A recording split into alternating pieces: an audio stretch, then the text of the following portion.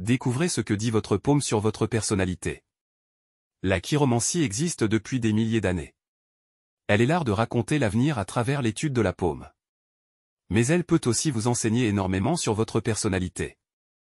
C'est une chose amusante à faire avec vos amis ou durant une fête, et tout comme la plupart des jeux, vous devenez meilleur avec la pratique. Après avoir fait beaucoup de recherches, nous avons mis en place un petit guide que vous pouvez utiliser pour aider à lire vos propres paumes. La forme de la main. Les mains de la Terre. Les mains en forme de la Terre sont définies par une paume carrée où la largeur est égale à la longueur et ayant des doigts plus courts. Les mains de l'air. La paume est de forme carrée ou rectangulaire, avec de longs doigts, des doigts définis et les pouces courts. Les mains de l'eau. Les mains de l'eau ont tendance à avoir une paume courte et ovale, des doigts longs et flexibles.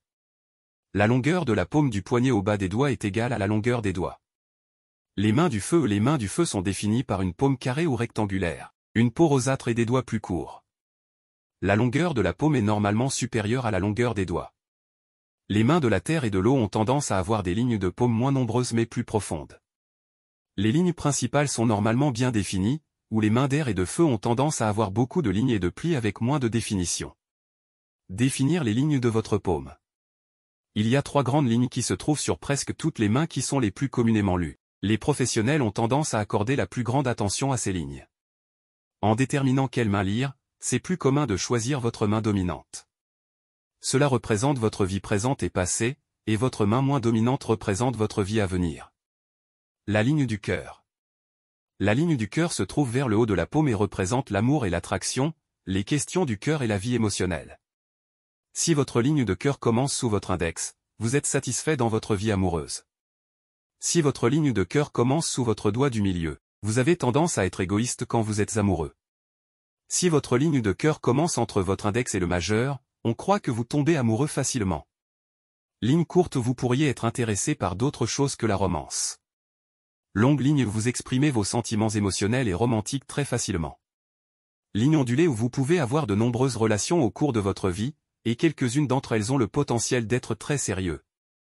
La ligne de tête. La ligne de tête se trouve juste en dessous de la ligne du cœur et représente l'esprit humain et la façon dont il fonctionne.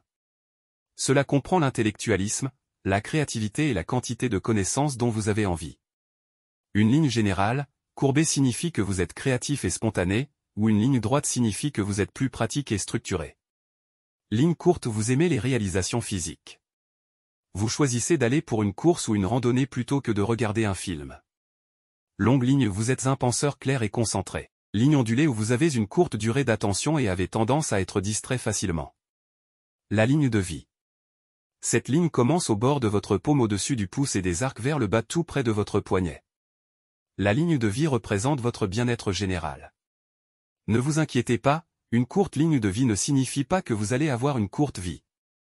Si votre ligne de vie est proche de votre pouce, vous avez tendance à avoir peu d'énergie et aimer dormir beaucoup. Si elle est large et courbée, vous avez beaucoup d'énergie et vous vous sentez reposé la plupart du temps. Si votre ligne est droite et est près du bord de votre paume, vous prenez la précaution supplémentaire dans la plupart de vos relations.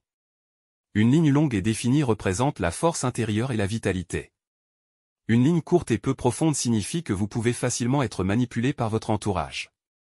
S'il y a une rupture dans votre ligne, cela pourrait représenter un changement majeur dans le mode de vie ou un changement physique. L'art de la lecture de la paume peut devenir très profonde et technique en raison de la quantité de lignes et de plis que nous avons tous sur nos mains, mais il est amusant d'apprendre sur les lignes de base et de l'essayer vous-même.